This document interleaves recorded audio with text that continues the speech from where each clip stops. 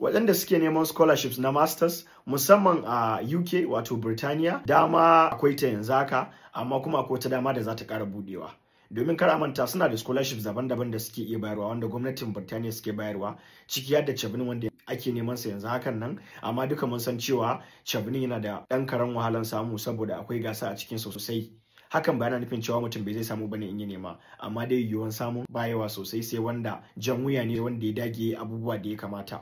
A ci gaba da kokari a nemi Chevening din, amma idan an bude Commonwealth Shared Scholarship ko Commonwealth Masters to shi ma a jarraba a gani. A tuna da cewa nomination nan da ake na Commonwealth Scholarship wannan ka nemi Commonwealth Masters ne sai ka je ka Federal Scholarship Board a Najeriya su yi nominating ɗinka, amma Commonwealth Shared Scholarship baka da alaka da gwamnatin Najeriya ko wani hukumar gwamnatin Najeriya idan kana neman sa. Kawai abin da kake bukata shine ka samu rijewan jami'an da kake nema a Birtaniya, su ne za su yi nominating ɗinka. A tuna da cewa har ila yau shi wannan Commonwealth Master Scholarship din wanda ake zuwa Federal Scholarship su yi nominating mutum, ba lalle sai Federal Scholarship bane kaɗai suke yi nominating mutane.